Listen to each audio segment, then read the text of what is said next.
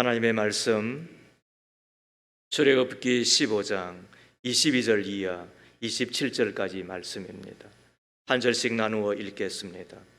모세는 이스라엘을 홍해에서 인도하여 내어 수르 광야로 들어갔다. 그들은 사흘 동안 걸어서 광야로 들어갔으나 물을 찾지 못하였다. 마침내 그들이 마라에 이르렀는데 그곳에 물이 있어서 마실 수 없었으므로 그곳의 이름을 마라라고 하였다. 이스라엘 백성은 모세에게 우리가 무엇을 마신단 말입니까 하고 불평하였다.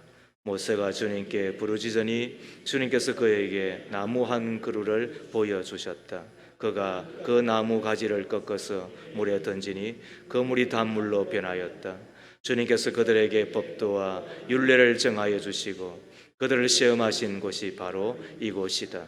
주님께서 말씀하셨다. 너희가 주 너희 하나님인 나의 말을 잘 듣고 내가 보기에 옳은 일을 하며 나의 명령에 순종하고 나의 규례를 모두 지키면 내가 이집트 사람에게 내린 어떤 질병도 너희에게는 내리지 않을 것이다.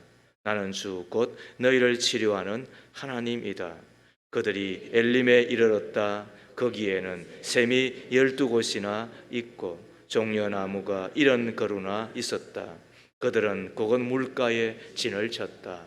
이는 하나님의 말씀입니다. 하나님 감사합니다. 아멘.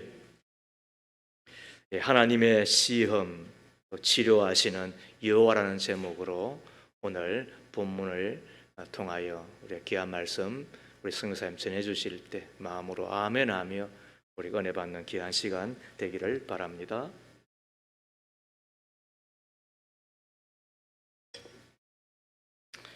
할렐루야. 이제 4일 후면 다시 타직으로 돌아가는데요. 또 이번에 나왔을 때 이렇게 또 우리 가족과 같은 또 생각하면 좀 마음이 찡하기도 하고 너무 감사하고 또 사랑하는 우리 목사님과 교회의 환대를 받고 또 성도님들의 환대를 받고 또 하나님의 말씀을 증거하고 나눌 수 있는 기회가 되어서 얼마나 감사한지 모르겠습니다. 교회의 올해 표어가 명품 인생 명품 교회라고 이렇게 있는 것을 보게 되어집니다. 제가 이제 13년이 되어가죠. 12년 전에 13년 전에 선교지로 나가기 위해서 6개월간 이제 목동에서 저희가 30명의 선교사 후보생들이 선교 훈련을 받을 때 그 중에 그 한 가정, 지금은 베트남, 그때도 이제 베트남으로 가기로 결정을 하고 훈련을 받았었는데 지금도 베트남에서 사역을 아주 잘하고 있습니다. 그 선교사님이 그때도 같은 우리 훈련을 받는 선교사 후보생들과 그리고 지금도 자기가 편지를 써서 저한테도 보내주는데 그 기도 편지의 이름이 명품 선교사입니다. 그리고 자기가 항상 다른 사람에게 얘기할 때도 저는 명품 선교사입니다 이렇게 소개하는데요. 사실 약간 같은 선교사여서 듣기가 조금 민망할 때가 있는데 근데 시간이 갈수록 생각해 보면 하나님께서 그리스도를 보내시고 그리스도께서 교회를 보내시고 또 교회는 선교사들을 선교지로 보내고 하는 이러한 일련의 선교의 역사와 현재도 진행되어지고 있는 이 하나님의 영혼 구원 사역에 누구든지 내가 집사면 명품 집사로, 장로면 명품 장로로, 목사면 명품 목사로, 그리고 선교사면 명품 선교사로서의 삶을 살아가는 것이 하나님과 교회 앞에 참으로 복된 삶이 아닌가 생각해 봅니다. 그래서 저도 교회와 하나님의 이름에 누가 되거나 또 저로 인해서 피해를 입지 않도록 각별히 관리할 뿐만 아니라 선교지 안에서도 처신이라든지 여러 가지 선교 사역을 행하는 데 있어서도 명품 선교사가 될 수 있도록 더욱더 노력할 테니까 계속해서 기도해 주시기를 부탁드립니다. 우리가 잘 아는 철로 역정에 보면 거기 안에서도 매우 유명한 스토리가 있습니다. 철로 역정은 한 사람의 크리스찬 신자가 하나님의 나라 그 천성에 이르기까지의 그 인생의 역정과 과정들을 비유적으로 혹은 풍자적으로 보여주는 기독교 안에 있어서의 최고의 걸작품 중에 하나라고 할 수 있겠습니다. 그 안에서 이제 이 주인공인 크리스찬이 소망이라는 이름을 가진 한 친구를 만나게 됩니다. 크리스찬과 소망이 같이 동행하면서 이 천성을 향해서 그 순례의 여정을 이어가게 되는데, 그 과정 가운데 생명수가 흐르는 너무나도 이렇게 푸르르고 아름다운 그 길을 지나가게 됩니다. 거기에는 꽃들도, 아름다운 꽃들도, 그리고 아주 이제 그 초록색으로 물들여진 그런 초원과 같은 그런 곳들이 펼쳐지고요. 우리가 영화나 동화에서 보는 것처럼 너무나도 아름다운 그림의 그러한 광경들이 펼쳐집니다. 그러한 곳을 지나가다가 다시 좀 척박한 땅이 나오기도 하고, 또 한참 동안은 그냥 풀만 무성한 그러한 길을 가게 되어집니다. 조금 전에는 맑은 물도 흐르고 아름답고 예쁜 꽃도 있는 그 좋은 길을 걸어가다가 어느새 그냥 끝도 없이 그냥 풀만 무성하게 자라는 그러한 광야와 같은 길을 걸어가게 되어집니다. 그런 가운데 이 크리스찬과 소망이 너무 지쳐가지고 그냥 주저앉아서 잠을 자게 되는데, 알고 보니까 그 지역이 절망 거인이라는 이름을 가진 사람의 땅이었던 거예요. 그래서 그 땅에 낯선 사람이 자고 있고, 이 절망 거인은 그 이름, 자기의 정체성 자체가 이 사람에게 절망을 주는 캐릭터예요.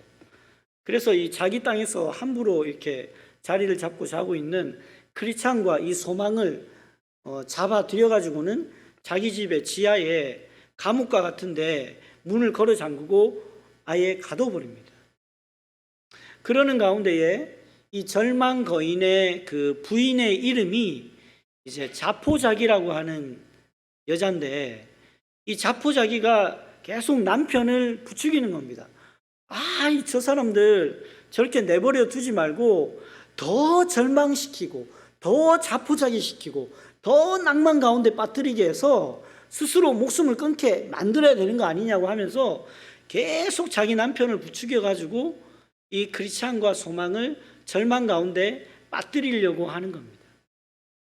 그러니까 이 크리스찬과 소망도 너무 힘든 거예요.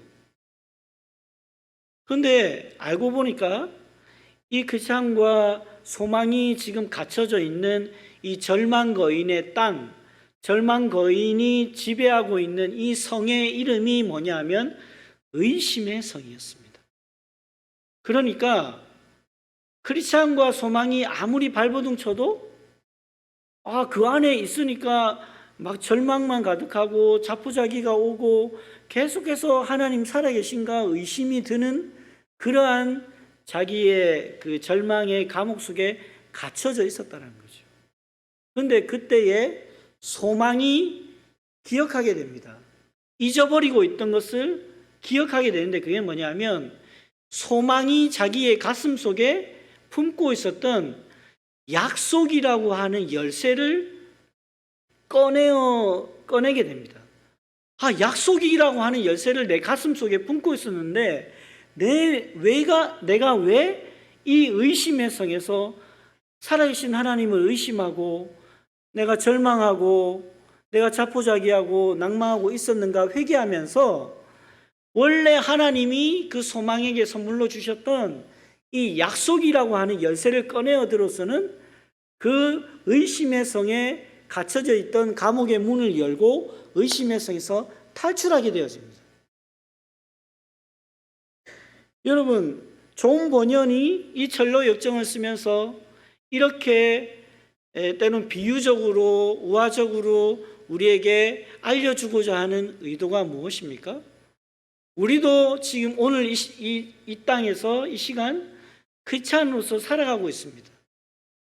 하나님께서는 우리에게 예수 그리스도라고 하는 전에도 없었고 이제도 없었고 이후에도 없을 유일무이한 그 유일한 소망의 이유 대신 예수 그리스도를 우리에게 소망의 이유로 삼으라고 2000년 전에 이 땅에 보내어 주셨습니다.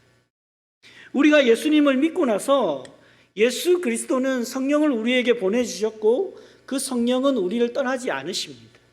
물론 우리가 때로는 낭망하고 절망하고 죄 가운데 빠지고 우리의 부패하고 교만한 마음들로 인해서 우리 안에 성령을 근심케 하실 수는 있으나 그러나 하나님께서는 자신의 영을 우리에게서 떠나지 않도록 하셨습니다.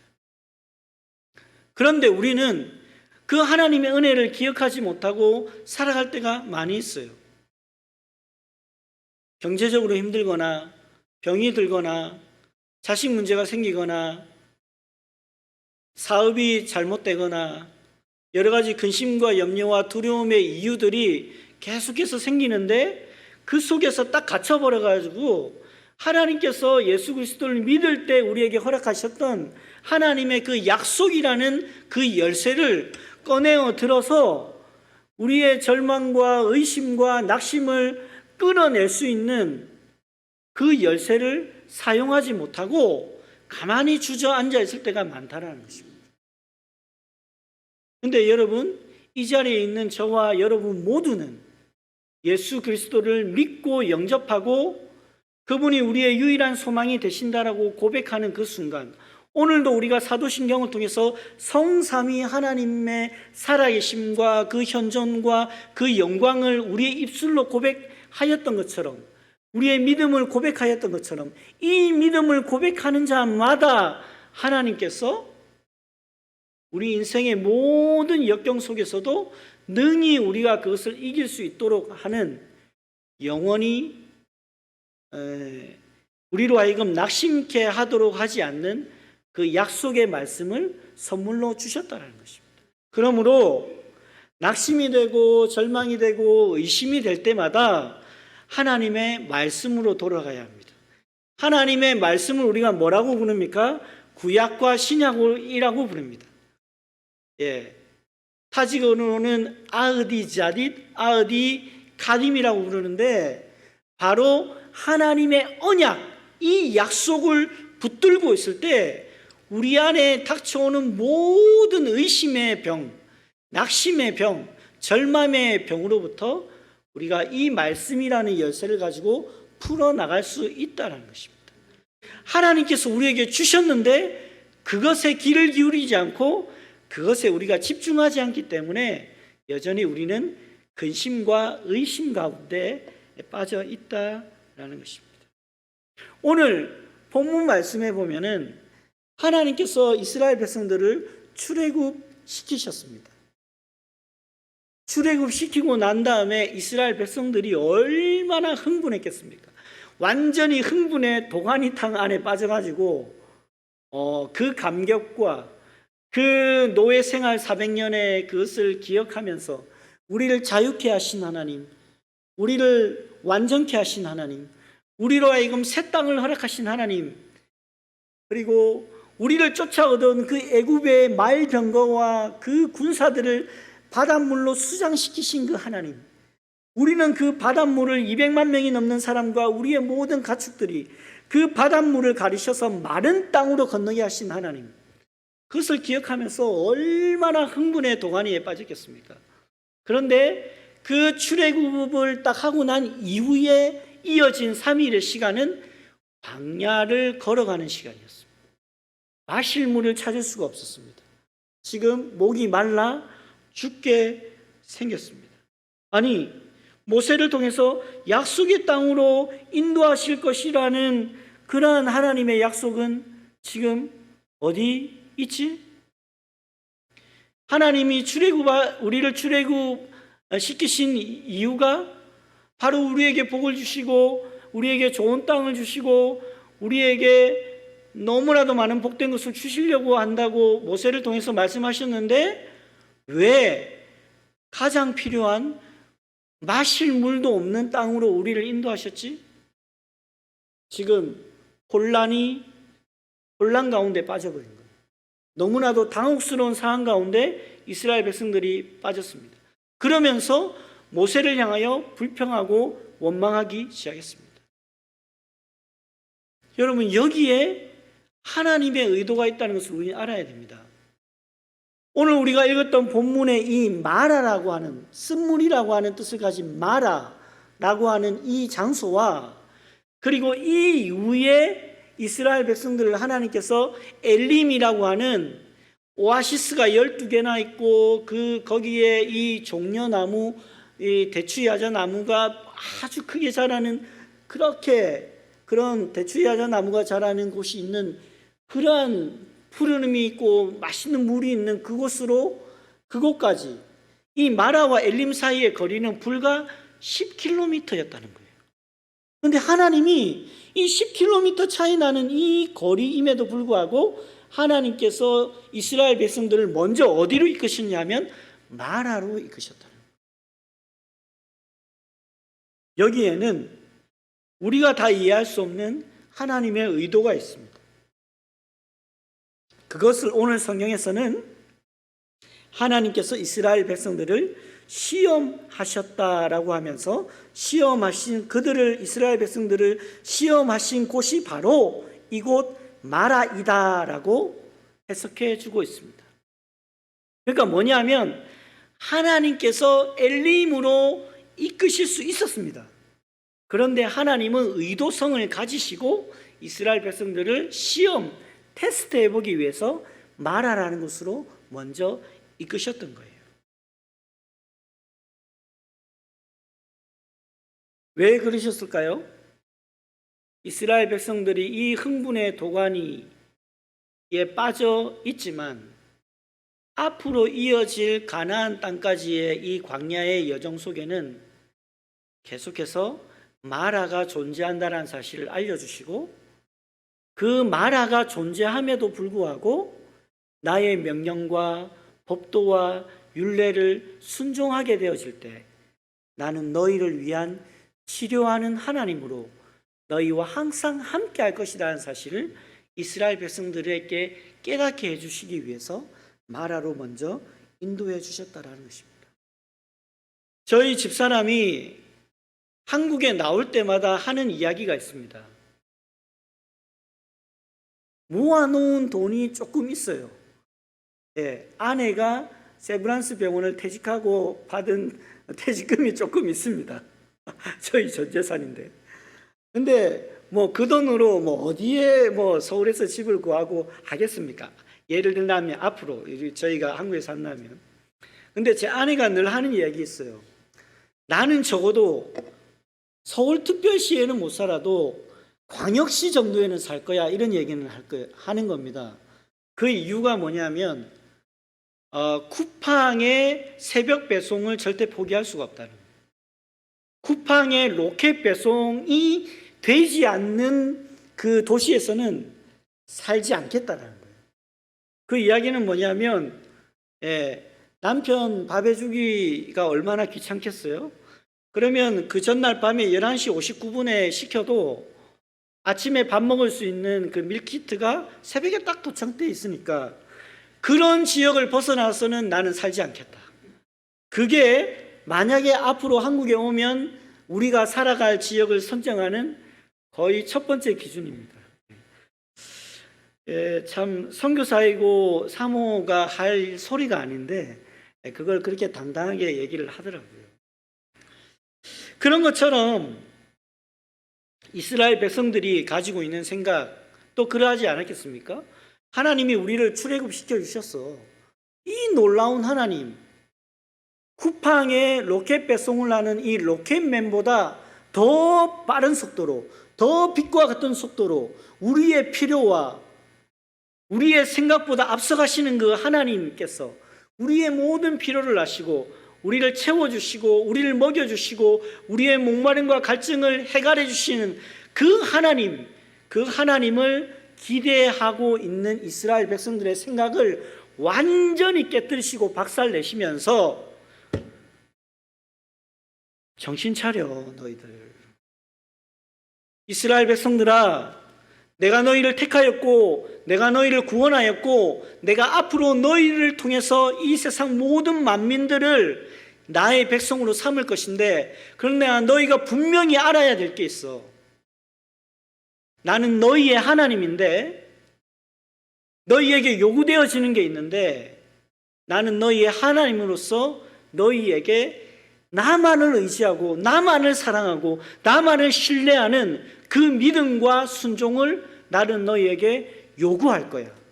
그렇기 때문에 나는 너희를 곧바로 엘림으로 인도하지 않았고 바로 이곳 마라로 인도해서 너희를 테스트하는 거야 라고 오늘 이스라엘 백성들에게 그것을 알려주시는 것입니다. 사랑하는 여러분, 마라라고 하는 것도 눈에 보이기에는 오아시스였습니다. 그 광야에서 오아시스는 너무나도 중요한 곳이에요. 저도 파미르를 가다가 보면은 한 3,000m, 4,000m 되는 그 약간 이 평원을 쫙 가다가 어느 지점에 그 오아시스 같은 그 호수가 샘이 딱 나옵니다. 그러면 일단 그게 딱 나타나는 순간 마음에 평안이 찾아오고, 아, 이런 물이 있는 곳에는 주변에는 분명히 사람이 살 거야 라는 생각을 하게 되십니다. 그러니까 그 오아시스와 물은 사람들에게 어떤 생각을 하게 하냐면, 여기는 우리가 살아갈 수 있는 것이고 물이 있으면 생명이 연장될 수 있는 것이고 여기서는 우리가 정착할 수 있는 곳이다 라고 하는 생각을 가지게 해주는 거예요. 그런데 하나님은 첫 번째 이스라엘 백성들이 맞닥뜨린 그 오아시스를 보고 모든 사람들이 가질 수 있는, 이스라엘 백성들도 동일하게 가졌던 그 안정감과 내 이 물을 마시고 내가 내 목을 해결하고, 아, 이 물이 있으니까 우리가 여기서 얼마간 지낼 수 있고 이렇게 생각할 수 있는 그 사람들이 가지는 그 안정감, 그 안위를 깨뜨리시는 거예요. 그러면서 얘들아, 너희는 여기에 머물러 있어야 될 사람이 아니야. 여기는 잠깐 지나가는 곳이야. 너희는 나그네야. 너희 나그네 길은 아직도 많이 남았어. 거기에는 곳곳에 마라가 있을 거야. 그런데 그 마라는 너희가 생각하는 것처럼 그렇게 편하지 않을 수도 있어. 너희가 계속 목마를 수도 있고 거기에서 때로는 계속 나를 의심할 수도 있어. 그런데 거기에서 나의 법도와 율례와 나의 명령을 지키고 순정해 보렴. 그러면 나는 너희를 치료하는 하나님으로 너희에게 역사할 거야. 이 마라를 단물로 변화시키고 그 단물을 너희에게 주어서 너희의 가라앉은 목마름을 채워주는 그 치료의 하나님으로 내가 너희에게 역사할 거야 라고 하는 하나님의 의도가 오늘 본문 가운데 있다라는 것입니다. 그러므로 사랑하는 여러분, 우리가 인생의 마라를 만나게 되어질 때 우리가 생각하는 방향과 전혀 다른 것으로 하나님은 우리를 인도하실 수 있습니다. 우리가 만나는 그 오아시스 속에서 우리가 누리는 안정감과 우리가 누리는 평안과 우리가 좀 기대고 의지할 만하고 쉽게 생각될 만한 그 모든 것들을 하나님께서는 그것을 다 깨부시는 거예요. 세상에 나가면 그렇지 않습니까? 오늘 주일을 마치고 세상에 나가면 다 할 수 있는 것 같고 다 될 것 같지만 우리 뜻대로 되는 게 없지 않습니까? 다시 마라로 나가는 것이죠. 근데 그 마라 속에서 우리는 계속 안정감을 찾기 원한단 말입니다. 좀 더 돈이 많았으면 좋겠고 좀 더 큰 집으로 갔으면 좋겠고, 충분히 우리는, 저도 그렇습니다. 우리가 명품 인생, 명품 교회로서 가기 위해서는 우리의 삶의 부분에 있어서도 이러한 성장과 이러한 여러 가지 삶의 그러한 우리의 삶의 여건과 환경들도 사실은 좋아져야 한다고 생각합니다. 그것도 분명한 하나님의 은혜라고 저는 생각합니다. 우리 모든 성도님들의 삶도 그렇게 업그레이드 되어지기를 간절히 바라는 마음입니다. 그러한 마음과 함께, 그러나 우리가 잊지 말아야 될 것은 하나님께서 이 마라에서 시험하시면서 이스라엘 백성들에게 깨닫게 해주고자 하는 의도는 뭐냐면은, 너희 자신을 의지하지 말고 너희가 추구하는 그 안정과 너희가 추구하는 그 편안함은 너희 자신에게 있는 게 아니라 내 말을 믿고 순종할 때 내가 너희에게 줄 수 있는 거라는 사실을 깨닫게 하시려고 이 마라로 인도하셨다라는 것입니다. 그래서 우리의 교만을 제거하시고 우리 속에 있는 부패함을 제거하시고 우리가 얼마나 소망이 없는 존재인지를 깨닫게 하시고, 그래서 우리 안에 있는 모든 교만을 꺾으셔서 오직 하나님의 은혜만이 우리에게 필요하고 그것만이 우리에게 절대적으로 유익하다는 사실을 깨닫게 해 주시는 것입니다. 이스라엘 백성들의 이러한 실패, 이러한 원망, 이러한 불평, 이러한 의심에도 불구하고 우리 하나님은 이스라엘 백성들을 어여삐 여기십니다. 모세가 하나님 앞에 기도합니다.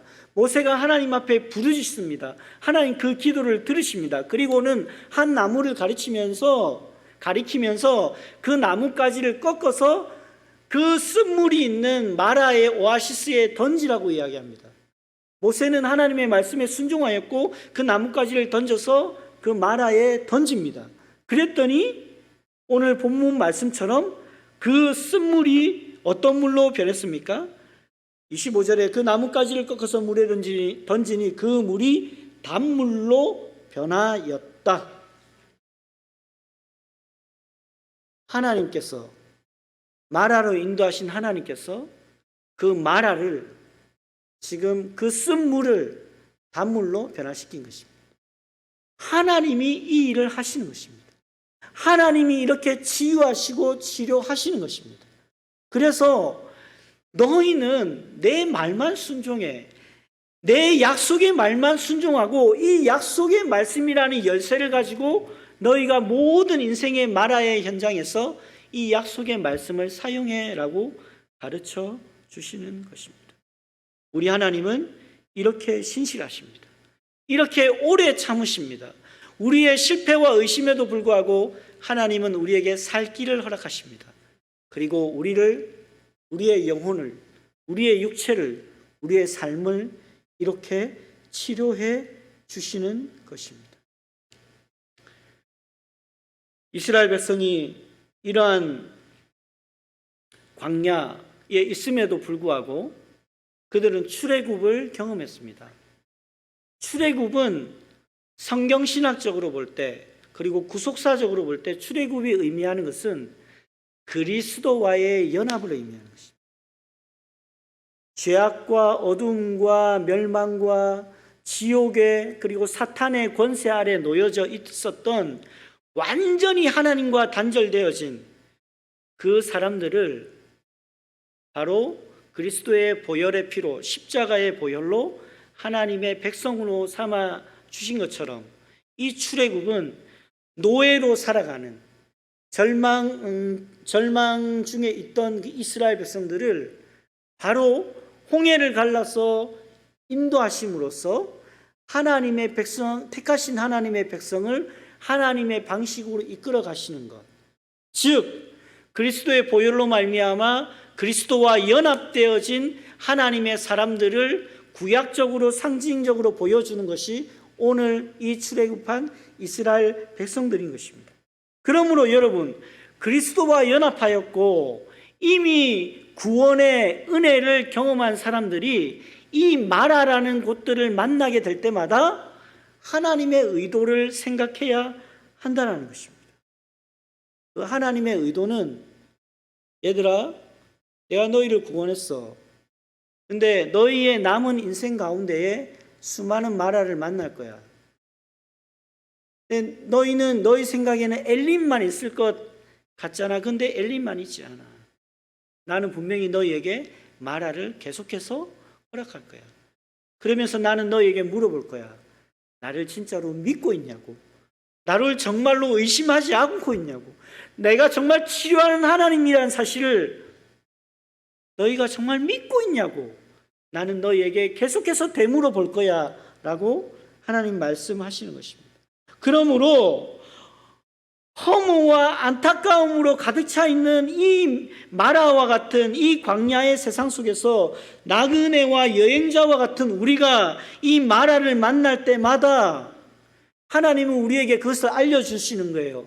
이 광야, 이 마라와 같은 이곳은 너희가 집을 짓고 너희가 정착할 곳이 아니야. 여기에 대한 소망을 버려.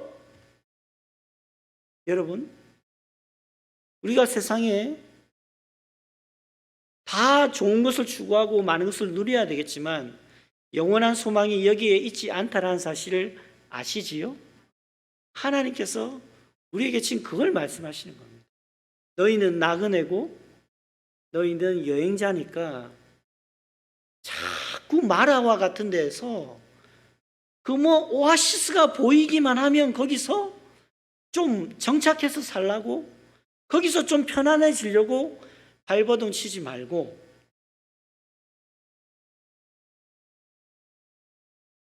허무와 안타까움으로 가득 찬 세상 속에서 유일한 소망의 이유 되신 예수 그리스도를 바라보고 완전하고도 온전하고도 영원한 치료자가 되시는 여호와 라파의 하나님만을 의지하면서 살아가라고 하나님 우리에게 오늘 이 말씀을 주시는 것입니다. 그러므로 여러분, 마라를 만날 때마다 우리는 그렇게 생각할 수 있을 것입니다. 나를 늘 만족시킬 줄만 알았던 그 하나님, 출애굽이란 역사를 통해서 모든 나의 피로와 나의 어떤 갈망에 대해서 쿠팡의 로켓 배송과 같이 그렇게 해결해 주실 것만 같은 하나님은 그러실 수 있지만 하나님은 자신의 백성을 사랑하시기에 그렇게 행하지 않으신다라는 거예요. 그러시면서 하나님은 그 마라에서 원망하는 백성들을 향해서 모세의 간구를 들으시고 모세를 통하여서 단물로 만들어 주시는데, 성경에 표현되어진 이 한 나무를 보여주셨다 라고 할 때 이 보여주셨다, 개역 개정에는 가리키셨다 라고 하는 이 단어가 사실은 토라라고 하는 이 히브리어의 단어와 연결이 되어져 있습니다. 토라는 우리가 흔히 모세오경을 토라라고 하는데 이 토라의 뜻은 가르침입니다. 가르침. 결국에는 하나님께서 모세에게 그 나뭇가지를 그 마라라고 하는 오아시스에 던졌는데 쓴물이 단물이 되었잖아요. 그 이야기는 뭐냐 하면 인생의 마라를 만날 때마다 그 속에서 하나님을 의심하고 원망하고 절망하고 자표자기 할 때에 그것을 해독시켜주고 거기에서 우리의 그러한 인생의 감옥에서 우리로 하여금 자유케 하고 우리를 해방시켜 줄 수 있는 유일한 해독제, 유일한 열쇠는 바로 하나님의 말씀이다. 그것을 이 모세의 이 행위를 통해서 알려주시는 겁니다. 구약적으로 해석하면 그렇습니다. 신약적으로 해석하면 이 나뭇가지는 무엇이냐? 그것은 바로 예수 그리스도의 십자가입니다. 예수 그리스도의 십자가를 통하여서 바로 모든 우리의 인생의 문제가 해결되지 않았습니까? 사람이 물을 못 마시면 죽잖아요. 지금 마라를 만난 이 이스라엘 백성들은 곧 목말라 죽게 생겼어요. 사람이 3일 4일 못 마시면 죽지 않습니까? 곧 죽게 생겼습니다. 그러니까 원망도 나오고 불평도 나오고 의심도 나오는 거죠. 그런데 그때 하나님께서 하나님의 방법으로 모세를 통해서 행하셨는데, 그 200만 명의 이 나그네 된 이스라엘 백성들과 이 가축들이 그 목마름을 해결할 수 있는 단물로 물이 완전히, 물의 성격이 바뀌었다라는 거예요. 그러니까 우리를 죽이는, 우리를 살리지 못하는 물에서 우리를 살리는 생명수로 하나님께서 바꾸셨다는 거예요. 우리가 죄인 되었을 때에 우리를 살릴 수 있었던, 우리를 그 죄인으로서 우리를 해방시킬 수 있었던 그 유일한 이유는 무엇입니까? 예수님께서 친히 죄인의 신분이 되어 주셔서 우리가 당해야 했던 그 사형을 예수님께서 친히 당해 주셔서 우리가 그 감옥에서 나왔고 자유자가 되었고 우리가 살아날 수 있었던 거 아닙니까? 그래서 우리는 더 이상 쓴물이 아니라 단물을 마시고 살 수 있는 인생이 되지 않았습니까? 그러므로 여기에서 나무는 신약적으로 그리스도의 십자가를 의미하는 것입니다. 그리스도의 십자가만이 우리로 하여금 모든 우리의 인생의 질고 속에서, 그리고 우리의 믿음 없음 속에서, 우리의 소망 없음 속에서 우리로 하여금 하나님께로 인도하는 그 단물을 제공하는 유일한 그 해독제가 된다라는 사실입니다. 사실 말하는 시작에 불과했습니다. 그 다음에 10km 떨어진 엘림이 나오지요. 그런데 우리가 알다시피 엘림에서 좀 머물러 있었습니다. 하나님께서 자기 백성들을 좀 위로해 주시는 거예요. 그런데 다시 이스라엘 백성들이 또 불순종하죠. 그러면서 이 40년간의 광야의 시간이 계속 펼쳐지는 겁니다. 마라는 시작이었고 엘림도 끝이 아니었습니다. 엘림 이후에 또 다른 마라가 있었고 그 마라 이후에 또 다른 엘림이 계속해서 반복되었습니다. 이 속에서 하나님이 우리를 다루시는 방법은 바로 우리의 영혼의 만족은 하나님의 명령과 하나님의 법을 순종하고, 그리고 그 마라의 시간을 인내할 때 하나님은 반드시 그 모든 것들을 단물로 바꾸시고 우리에게 힘을 주시고 우리로 하여금 순종의 선물로서 영원한 안식을 허락하시는 가나안을 허락하신다. 이것이 하나님께서 오늘 우리에게 주시는 메시지인 것입니다. 우리가 우리의 인생을 살면서 마라를 만날 때 여기 쓴물이니까 막 설탕을 한 10푸대 가져와가지고 막 설탕을 섞으면 단물이 되겠지라고 우리의 생각과 우리의 방법으로 해결하려고 하지 않습니까? 근데 하나님은 지금 그거를 내려놓으라는 겁니다. 너희의 힘으로는 절대 너희 인생의 문제에, 너희 인생의 그 쓴물을 해결할 수 없다라는 겁니다. 너희가 그 설탕물을 100포대 갖다 쏟아부어도 그 쓴물이 단물이 되지 않는다라는 겁니다. 그 쓴물이 단물이 되는 유일한 조건은 우리가 하나님을 신뢰하고 의심하지 않고 믿을 때에 우리를 온전히 책임지시는, 치료하시는 여호와 하나님이 그 모든 것들을 해결하신다는 겁니다. 궁극적으로, 잠시가 아니라 궁극적으로 그 문제를 해결하신다라는 겁니다. 이제 말씀을 맺겠습니다. 세 가지의 적용점을 나누고 말씀을 맺고자 하는데요. 앞서 말씀드린 것처럼 하나님의 시험은 오늘 우리에 대해서 하나님의 오래 참으심과 그의 사랑에 기인한 것입니다. 여러분, 마라는 하나님의 저주가 아닙니다. 마라는 하나님이 우리를 얼마나 사랑하시고 우리를 얼마나 완벽하게 책임져 주시는지를 확증시켜 주시고 보여주시기 위한 하나님의 도구였습니다. 그리고 뿐만 아니라 그것은 우리를 시험해 보고자 하는 하나님의 선한 의도 가운데 있는 하나의 장치였습니다. 때마다 순간마다 하나님 정말 나를 사랑하시는 거 맞아? 진짜 나를 사랑하시는지 잘 모르겠네. 의심이 들 때마다 그 하나님의 사랑의 깊이와 넓이와 높이와 그 형언할 수 없는 그 하나님의 사랑을 깨닫게 하시고자 오늘 우리에게 이러한 시험을 허락하시는 것입니다.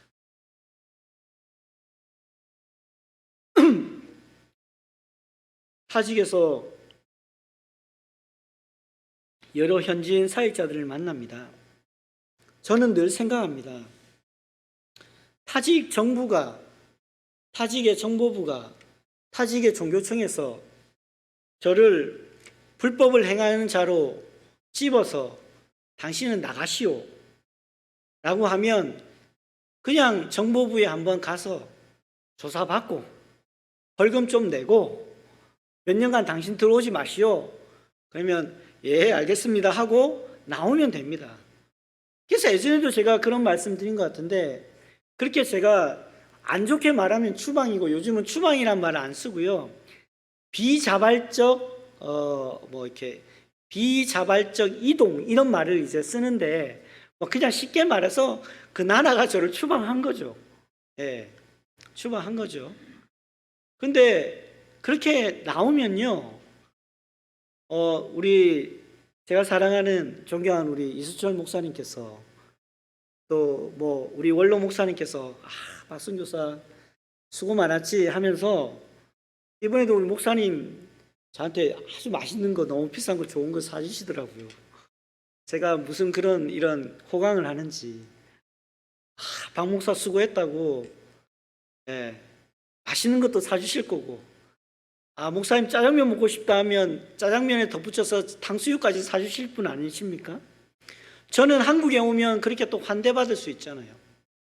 그런데 현지에 있는 우리 현지인 동역자들은 그냥 그 자리에서 계속해서 감시받고 계속해서 핍박받고 계속해서 멸시받아야 돼요. 자기가 태어난 고향에서는 이슬람교를 배교한 배신자로. 그래서 얼마 전에 한 목사는 타직에서 등록교회에서 나름 그래도 영향이 있는 한 목사는 자기 아버지가 죽었는데 그 집안에 들어갈 수가 없었어요. 왜? 이슬람을 배신한 배교자, 알라 신을 배신한 배교자, 우리 집안에 들을 수 없다. 자기를 낳아준 아버지의 살결, 손도 만지고 코도 만지고 얼굴도 만지고 아버지의 얼굴에 뽀뽀도 한번 하고 싶지 않았겠습니까? 제발 10초라도 좋으니까 내 아버지 손 한번 잡게 해달라고 간곡히 부탁했는데도 그 지역 사람들뿐만 아니라 그것을 제일 강력하게 막아선 사람은 그의 형제와 자매들이었어요. 너는 배신자야. 그 부정한 손으로, 그 부정한 영혼으로 우리 아버지의 손을 만지지 말라고 문전박대하였습니다. 아버지의 장례를 지켜볼 수도 없었습니다. 우메드라고 하는 한 신실한 젊은 사역자가 있습니다. 러시아에서 신학을 하고 돌아왔는데 여러 가지 어려움을 겪었습니다. 교회를 다시 등록해야 되는데 이 종교청에서 이런저런 이유들로 많은 돈을 요구하고 이 형제를 괴롭히기 시작합니다. 그런 생각이 들 수 있습니다.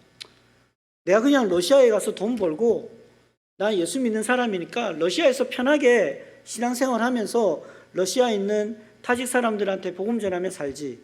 실제로 그런 사람들 많이 있습니다. 그리고 그것이 저는 또 하나님께서 우리 타직 민족에 대해서 역사하시는 하나의 방법이라고 생각합니다. 그러나 자기는 그 신학을 하고 돌아올 때 하나님 앞에서 이렇게 서원한 거예요. 하나님 어떤 어려움이 있어도 제가 목회하는 이 레마 교회를 제가 포기하지 않겠습니다. 그 앞에 몇 명의 사역자들이 다 현실적인 어려움 때문에 다 떠났거든요. 그런 가운데도 그 자리를 지키면서 저랑 교제할 때 기도 요청하는 것을 들었습니다. 우리가 믿는 자매들이 있어요. 믿는 자매들이 있습니다. 이 믿는 자매들이 늦어도 24살 이전에 결혼해야 돼요. 25이 넘어가면 사회적으로 얘는 뭔가 문제가 있어라고 해서 첫 번째 부인으로 가기 힘듭니다. 두 번째나 세 번째 부인으로 가야 될 가능성이 많습니다. 그러니까 어떻게든 부모들이 빨리 이제 신랑 그 부모와 부모끼리 얘기해서 시집을 보내는 거예요. 근데 예수를 믿고 이제 도시에 와서 신앙생활을 하는데 시골의 부모님이 이 자매를 이제 거의 끄집어내어 가지고 거의 데리고 가요. 데리고 가서 집안에 가둬둡니다. 못 나오게끔 가둬두는 거예요. 핸드폰도 뺏고 예수 믿는 사람하고 접촉하지 말라고. 그런 다음에 며칠 후에 시집을 보냅니다. 이슬람 가정으로 가게 돼요.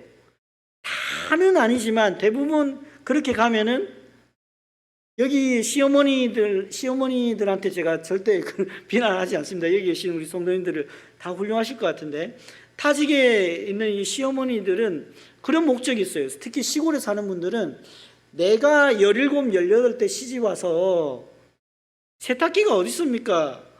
그 물도 부족한 데서 그 산골 마을에서 우리 옛날에 어른들이 손빨래 하듯이 그렇게 빨래하면서 겨울에는 전기가 없어서 고생하고, 그래서 불 피워가지고 빵 만들고 이렇게 해서 내가 이렇게 20년, 30년 고생했으니까 빨리 며느리 들여서 내 이제 고생 좀 그만하자 라고 하는 목적이 있거든요. 그러니까 시키는 대로 해야 돼요. 시키는 대로 안 하고 뭐 한마디 하면은 두들겨 패는 거예요. 그래서 어떤 자매는 이 앞니빨이 다 나갔어요. 시어머니한테 두들겨 맞아가지고. 뭐가 이게 그릇이 날라오고 이래가지고 여기 이빨이 몇 개나 이게 빠져가지고 틀니를 한 자매도 봤고요.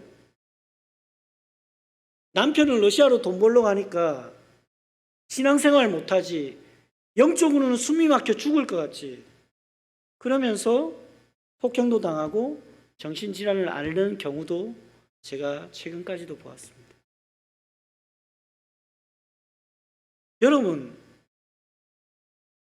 막연한 것이 아니라 현실 속에서 이러한 일들을 당하게 되어질 때 우리는 도대체 이것을 어떻게 바라보고 어떻게 해석해야 합니까?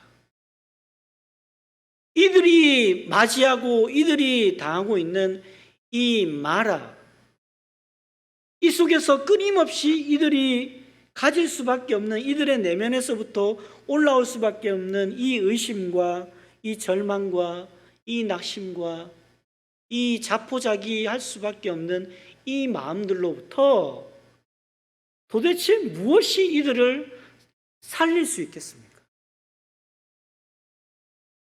주님은 처방해 주십니다.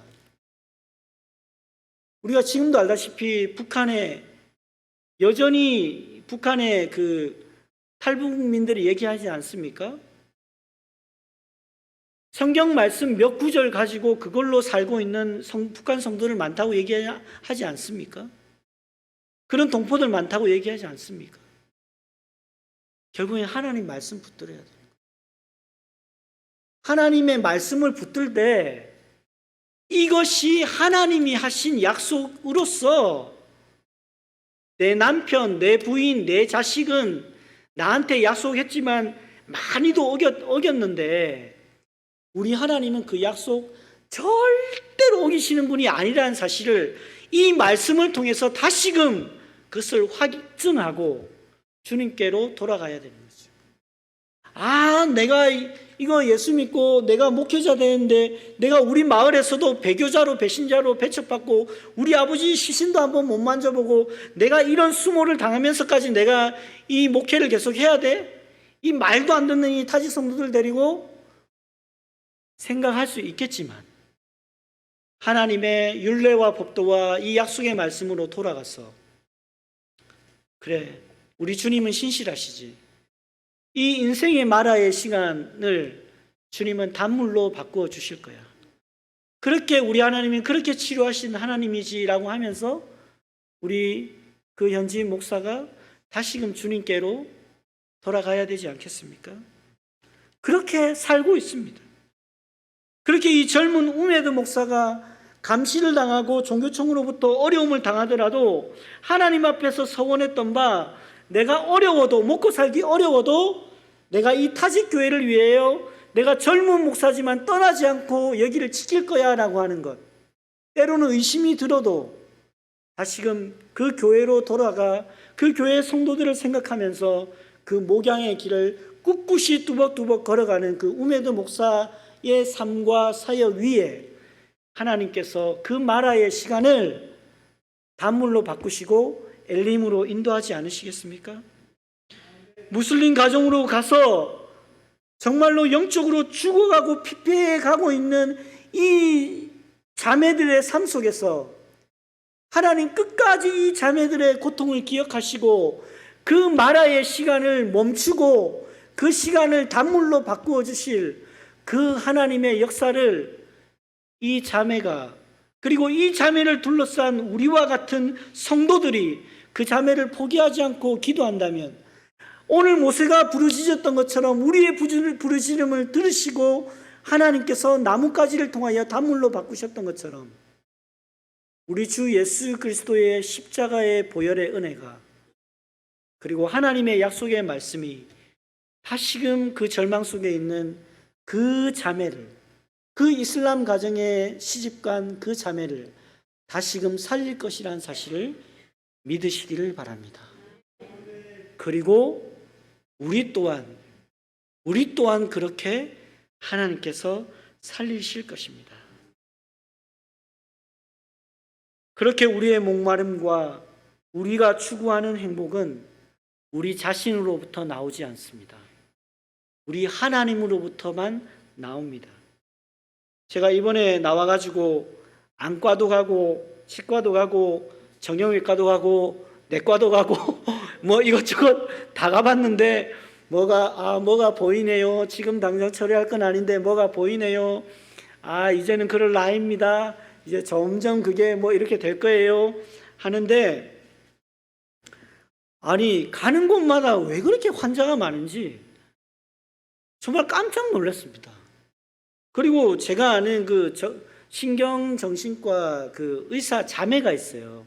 청년 때부터 좀 알던 자매인데 아주 가깝지는 않지만 좀 이번에 저희 집사람하고 같이 이렇게 잠깐 교제하는 시간을 가지게 됐습니다. 그 자매가 이제 그 광교에서 이제 정신의학과를 하고 있는데, 요즘은 좀 어떻습니까? 이렇게 물어보면, 선교사님, 사실은 저희 과는 잘 안 돼야 되는 게 정상인데 사람이 너무 많이 옵니다. 불안장애, 공황장애, 우울증 뭐 이런 거는 기본이고, 너무 많은 요소로 너무 많은 이유들로 찾아온다라는 겁니다. 근데 여러분, 안과, 치과, 정형외과, 내과 거기 환자 중에 우리는 포함 안 돼 있습니까? 우리 다 포함되어 있잖아요. 신경정신과에 우리도 그런 데에서 처방해주는 약이 필요할 순간이 올 때가 있어요. 또 어떤 분들은 드시기도 할 거고요. 그게 나쁜 게 아니라 그런 또 의학의 도움을 받아야 될 때도 있어요. 거기에 예수 믿는 사람도 예외가 되지 않아요. 근데 우리는 생각할 수 있습니다. 이 마라와 엘림 사이의 거리가 10km밖에 안 되는데 하나님 왜 나를 마라로 이렇게 인도하시는가? 그럴 때마다 우리의 이 목마름과 우리가 추구하는 행복이 무엇으로부터, 어디로부터, 누구로부터 충족되어지는지 깨달으시기 바랍니다. 하나님만이 우리의 진정한 치료자가 되십니다. 꺾이지 않는 믿음은 우리에게 오는 것이, 우리로부터 오는 것이 아니고요. 그 믿음은 믿음의 주인 되신 하나님께로부터 오는 것입니다. 근데 그 믿음을 견고히 하기 위해서 하나님의 약속의 말씀, 이 열쇠, 이 우리의 인생의 열쇠를 날마다 붙잡고 나아가시기를 바랍니다. 일이 일비하지 아니하고 광야에서도 주님을 의지하고 마라에서도 주님을 의지하고 엘림에서 주는 잠깐의 그 세상의 안위에 머물러 있지 아니하고 다시금 계속해서 천성을 향해 이 믿음의 여정을, 우리의 믿음의 여정은 마침표가 없어요. 우리의 믿음의 여정의 마침표는 주님이 오셔야만 끝나는 겁니다. 근데 주님이 약속하십니다. 그때까지 내가 너희를 책임져 줄게. 너희의 치료자가 되어 줄게. 우리의 믿음의 마침표를